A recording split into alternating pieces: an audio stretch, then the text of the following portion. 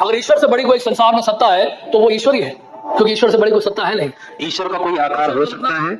हाँ जी। क्या ईश्वर का कोई आकार हो सकता है? देखिए, आप सबसे रिक्वेस्ट है जो इस प्रकार के प्रश्न पूछ रहे हैं वो भगवत गीता पढ़िए, श्रीमद भगवत गीता यथारूप, उसके सारे प्रश्नों का उत्तर आपको मिलेगा। गीता ज्यादा ऊपर है या वेद ज्यादा ऊपर है?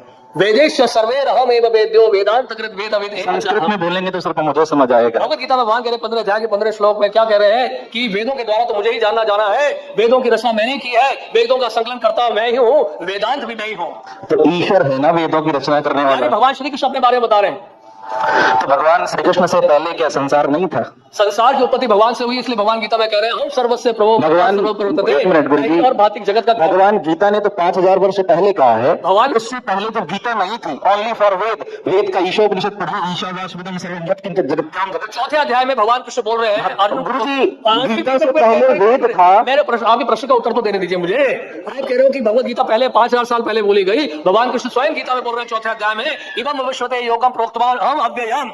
मैंने ये दिव्य ज्ञान सूर्य देव विश्वान को दिया 12 करोड़ साल पहले, 5000 साल पहले नहीं। अब बताइए, ये उनके अंदर भगवान कृष्ण ने सूर्य देव विश्वान को दिया और सबसे पहले भगवान ने दिव्य ज्ञान सृष्टि की प्रारंभ में, जिसका उल्लेख श्रीमद् भागवत में मिलता है, ब्रह्मा जी को दिया। और बताइए, ऐसा नहीं है। ईश्वर ने सृष्टि के आदि काल में मात्र 4 ऋषियों को वेदों का ज्ञान दिया और भगवान कृष्ण खुद वेद पढ़ करके गीता जैसा अमर ग्रंथ बोलने के काबिल हुए, ऐसा शास्त्र प्रमाण है। शास्त्र में कहीं भी इस प्रकार का वर्णन नहीं है। क्या भगवान बता दीजिए पहले। क्या भगवान नहीं, भगवान राममान नहीं था? उन्होंने तो गीता का अध्ययन नहीं किया, गीता का अध्ययन नहीं किया। गीता का अध्ययन भगवान को करने की आवश्यकता नहीं है, क्योंकि वो भगवान है। गीता का अध्ययन आपको मुझे करना होगा। क्यों? एक मिनट गुरु जी, भगवान का अर्थ क्या होता है? गीता का अध्ययन भगवान का अर्थ क्या होता है? मुझे करना है। भगवान का अर्थ क्या होता है? एक परिवार के लिए पति भगवान नहीं होता? उसी प्रकार से भग कल्याणार्थक धातु होती है जिसके 6 अर्थ निकलते हैं। दर्जा दिया जाता है, सम्मान किया जाता है, इसका मतलब ये नहीं कि वो भगवान है। वही परिवार के लिए वो भगवान है। भगवान कृष्ण ने पूरे संसार के लिए कल्याण का काम किया, वो संसार के भगवान है। इसी प्रकार से आप देखिए, कोई कुल भगवान होते हैं, कोई गांव के भगवान का मतलब यह है कि आप संसार के अच्छे काम करने लगो, आप भगवान बन जाओगे। ईश्वर भगवान नहीं हो सकता। दोनों के बहुत बड़े अंतर है, मैं इसको व्याकरणिक अर्थ से निकाल सकता हूँ। ईश्वर परमा कृष्ण सच्चिदानंद विग्रह अनादिरादिर गोविंदा सर्व कारण का अर्थ है। परम ईश्वर भगवान श्री कृष्ण है, सच्चिदानंद विग्रह है, सभी कारणों के कारण है, वो अनादि है, उनका कोई आदि नहीं है। ब्रह्मा जी कह रहे हैं ब्रह्म संहिता में, अगर भगवान कृष्ण खुद ईश्वर हैं तो उन्हें ईश्वर की आराधना करने की क्यों आवश्यकता पड़ी? है। आपके बहुत सारे प्रश्न हैं, आप कभी समय लेकर हमारे पास आइएगा, क्योंकि बहुत सारे। मेरा एक ही प्रश्न और है, अगर भगवान कृष्ण खुद ईश्वर हैं तो उन्हें ईश्वर की आराधना करने की आवश्यकता क्यों पड़ी? भगवान कुछ भी कर सकते हैं। भगवान तो अर्जुन का रथ भी चला सकते हैं, भगवान शिव जी को जल भी चढ़ा सकते हैं। वो भगवान की इच्छा है, वो कुछ भी करे। हम क्यों उनको चुनौती दे रहे हैं? भगवान ने ऐसा क्यों किया? तो भगवान और ईश्वर में अंतर है। ईश्वर निराकार है तो उसका आकार हो ही नहीं सकता। वेद खुद कहता है ईशावास्यमिदं सर्वं यत्किंच जगत्यां सत्येन बुद्धिता। ईश्वर और गीता खुद कहती है, भीष्म पितामह ईशावास्यमिदं सर्वं यत्किंच जगत्यां जगत का मतलब ये है कि जो भी आप देख रहे हैं, चेतो अचेतो, एनिमेट हो इनएनिमेट हो, is own in control by the supreme Lord. हाँ, तो वो परमात्मा सुप्रीम पावर है और जो भी उसके भक्त हैं, वो भगवान कृष्ण हो, भगवान राम हो, जो भी हो, वो सिर्फ और सिर्फ भगवान है। उन्होंने सिर्फ ईश्वर के प्रति जाने के लिए आग्रह मात्र किया है। बुरा मत मानेगा, आप जो सिद्धांत बोल रहे हैं, दर्शन बोल रहे हैं, उसको मायावाद कहते हैं। वो तो और हमारे शास्त्रों में दर्शन का अर्थ ही क्या है? मायावादी भाष्य सुने होए सर्वनाश। दर्शन का अर्थ ये दर्शन ये नीति दर्शन हम जो हमें दर्शन करा दे उसी को दर्शन कहते हैं। भगवत गीता में 12वें अध्याय में भगवान कह रहे हैं क्लेशो मेरा एक ही प्रश्न है कि गीता से पहले जीवन नहीं था। जो निर्विषय निराकार ब्रह्म के ऊपर ध्यान लगाता है, ऐसा मार्ग बड़ा कठिनाइयों से बीतता है। क्या गीता से पहले जीवन नहीं था? गीता से पहले जीवन था जो भगवान के द्वारा निर्देशित था।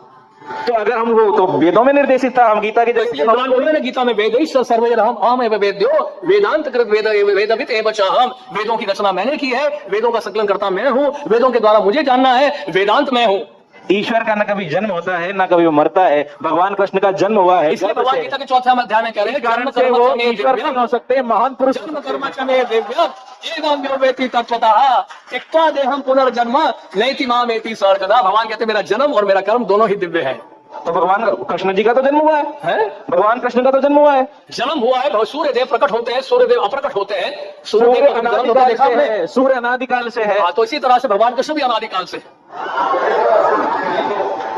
मेरा एक ही मानना है कि ईश्वर से बड़ी ना किसी भगवान की सत्ता है, ना कोई जो जन्म लिया है वो मरेगा, ये सार्वभौम सत्य है। इस कारण से भगवान कृष्ण ने भी जन्म लिया, वो भी महान पुरुष हुए, ईश्वर नहीं थे। उन्होंने संसार के कल्याण के लिए बहुत सी उपदेश दिए, या बाबा तुलसी ले लो, वाल्मीकि ले लो, व्यास जी ले लो, इसी प्रकार से वो भी थे। अगर हम उन्हें निराकार मानेंगे, निराकार का कोई आकार नहीं हो सकता, ईश्वर ही निराकार है, बाकी सब उसके भक्त हैं। ऐसे संसार में कौन सी व्यक्ति है जो निराकार से निकली हो, बताइए मुझे। क्या चीज? ऐसी कौन सी वस्तु है जो निराकार से निकली हो, जिसकी उत्पत्ति निराकार से हुई, बताइए बताइए। सूर्य जो है, सूर्य का प्रकाश से सूर्य निकला है, या सूर्य देव से सूर्य जो है। अब हम तस्करा करेंगे हिंदू धर्म और इस्लाम में ईमान के रुकन में यकसानियत। सबसे पहला है खुदा पर यकीन लाना। हम तस्करा करेंगे हिंदू धर्म में खुदा का तसव्वुर क्या है।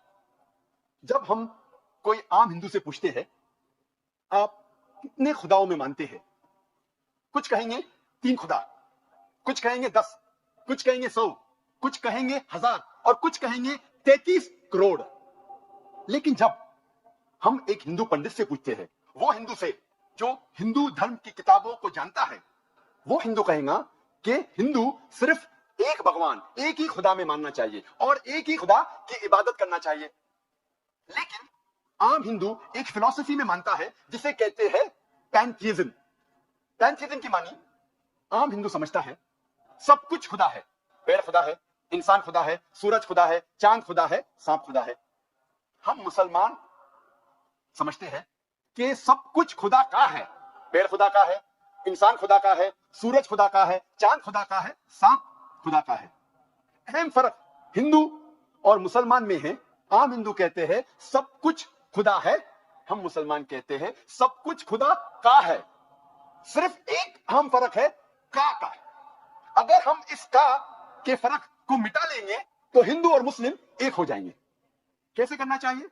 जिस तरीके से कुरान में लिखा हुआ है, सूरह अल इमरान में, सूरह नंबर 3 आयत नंबर 64 में, तालो इला कलमतिन सवाइम बैना बैनकुम, आओ हम उस बात की तरफ जो आप और हम में यकसा है। सबसे पहली बात है अल्लाह नाबुदा इल्लल्लाह, हम सिर्फ एक ही खुदा की इबादत करें। अब हम तस्करा करेंगे हिंदू मजहब, हिंदू धर्म की किताबें क्या कहती है खुदा के बारे में। एक अहम किताब हिंदू मजहब की है उपनिषद। यह है उपनिषद। जब हम उपनिषद पढ़ते हैं, लिखा हुआ है छंदोग्य उपनिषद में, पाठ नंबर 6, भाग नंबर 2, श्लोका नंबर 1 में, एकम अद्वितीयम, यह संस्कृत श्लोक है जिसके मानी है भगवान एक ही है, दूसरा नहीं है। लिखा हुआ है श्वेता उपनिषद में, पाठ नंबर 6, श्लोका नंबर 9 में, नाचस्य कसिज जनिता न चदिपा, जिसके मानी है उस भगवान, उस खुदा का कोई भी रब नहीं है, उस खुदा, उस भगवान का कोई भी वालिदैन नहीं है, ना पिता है ना माता है, ना बाप है ना मां है, कोई भी रखवाला नहीं है। लिखा हुआ है श्वेता उपनिषद में, पाठ नंबर 4 में, श्लोक नंबर 19 में, न तस्य प्रतिमा अस्ति, उस भगवान, उस खुदा की कोई भी प्रतिमा नहीं है। प्रतिमा की मानी अक्स, स्टैच्यू, स्कल्पचर, फोटोग्राफ, पेंटिंग, ये सब प्रतिमा की मानी है। उस भगवान, उस खुदा का कोई भी प्रतिमा नहीं है, ना कोई तस्वीर है, ना कोई स्कल्पचर है, ना कोई स्टैच्यू है, ना कोई बुत है, ना कोई पेंटिंग है। लिखा हुआ है भगवत गीता में, जो सबसे ज्यादा पढ़ी जाने वाली किताब है। भगवत गीता में भगवान का तस्वीर है, पाठ नंबर 7 में, श्लोका नंबर 20 में, all those whose intelligence has been stolen by material desires, they worship demigods। जो पैसे के पीछे भागता है वो गलत खुदाओं की पूजा करता है।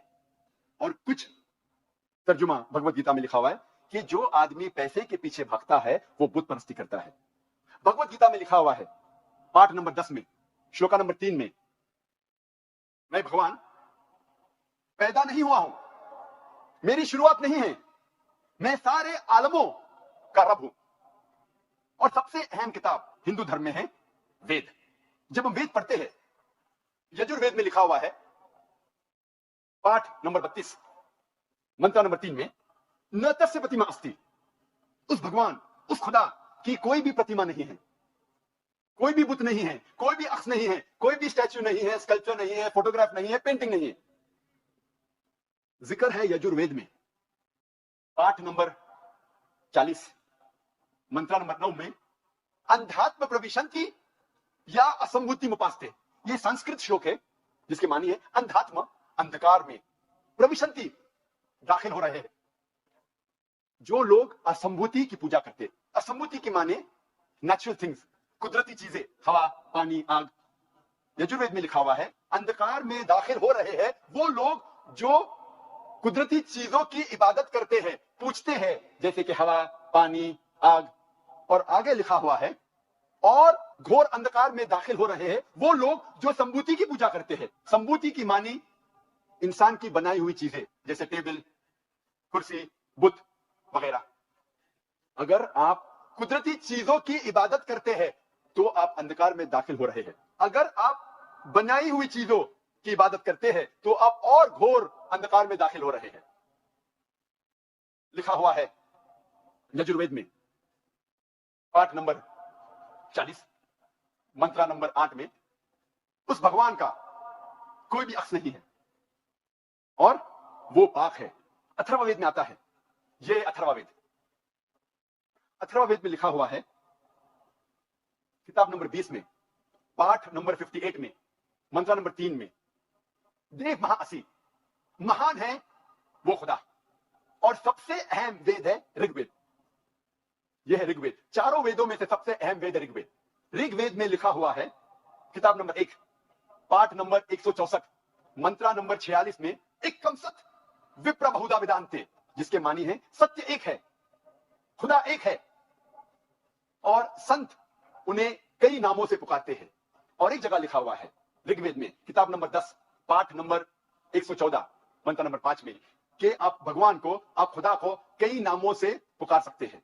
और ऋग्वेद में सिर्फ किताब नंबर 2, पाठ नंबर 1 में 33 सिफत, 33 नाम खुदा के दिए गए हैं। इनमें से एक है ऋग्वेद किताब नंबर 2, पाठ नंबर 1, मंत्र नंबर 3 में ब्रह्मा। ब्रह्मा कहते हैं अंग्रेजी में क्रिएटर, जब हिंदी में कहते हैं इसे कहते हैं बनाने वाला, और जब उर्दू या अरबी में कहते हैं इसे कहते हैं खालिक। हम मुसलमानों को कोई इतराज नहीं अगर कोई अल्लाह को खालिक कह रहा है या बनाने वाला कह रहा है या क्रिएटर पुकार रहा है। लेकिन अगर कोई शख्स कहता है कि ब्रह्मा वो है और उसको एक अक्स देता है, एक प्रतिमा देता है और कहता है कि उसके 4 सिर है और हर सिर पे एक मुकुट है, तो हम मुसलमान इस पर एतराज करते हैं। और आप श्वेता सुतर उपनिषद पाठ नंबर 4 श्लोक नंबर 19 के खिलाफ जा रहे हैं, जिसमें लिखा हुआ है न तस्य प्रतिमा अस्ति, उस खुदा, उस भगवान का कोई भी प्रतिमा नहीं है। और एक नाम ऋग्वेद किताब नंबर 2, पाठ नंबर 1, मंत्र नंबर 3 में है विष्णु। विष्णु अंग्रेजी में है सस्टेनर, चेरिशर। हिंदी में हम कहेंगे पालने वाला, उर्दू या अरबी में कहेंगे रब। हम मुसलमानों को कोई एतराज नहीं अगर कोई कहता है कि अल्लाह रब है या पालने वाला है या चेरिश या सस्टेनर है। लेकिन अगर कोई शख्स विष्णु को कोई अक्स देता है, कोई प्रतिमा देता है और कहता है कि विष्णु वो खुदा है जिसके 4 हाथ है, एक हाथ में है चक्रा, दूसरे हाथ में है शंख, और वो पानी पे जा रहा है सांप के ऊपर या हवा में उड़ रहा है गरुड़ा पे, हम मुसलमान इस पर एतराज करते हैं। और आप यजुर्वेद पाठ नंबर 32 मंत्र नंबर 3 के खिलाफ जा रहे हैं, जिसमें लिखा हुआ है न तस्य प्रतिमा अस्ति, उस खुदा, उस भगवान की कोई भी प्रतिमा नहीं है। ऋग्वेद में लिखा हुआ है किताब नंबर 8 पाठ नंबर 1 मंत्र नंबर 1 में मां चिदयति संसद, भगवान एक ही है, सिर्फ उसकी पूजा करो, सिर्फ उसकी तारीफ करो। ऋग्वेद में लिखा हुआ है किताब नंबर 6 भाग नंबर 45 मंत्र नंबर 16 में, या एक मुश्किल ही, एक ही खुदा है, एक ही भगवान है, उसकी सिर्फ तारीफ करो, सिर्फ उसकी पूजा करो। और हिंदू धर्म में बुनियादी असूल, फंडामेंटल क्रीड है नास्ति, नास्ति किंचन, भगवान एक ही है, दूसरा नहीं है, नहीं है, नहीं है, जरा भी नहीं है। There is only one God, not a second one, not at all, not at all, not in the least bit। जब हम हिंदू धर्म की किताबों का मुताला करते हैं, हमें पता लगता है हिंदू धर्म में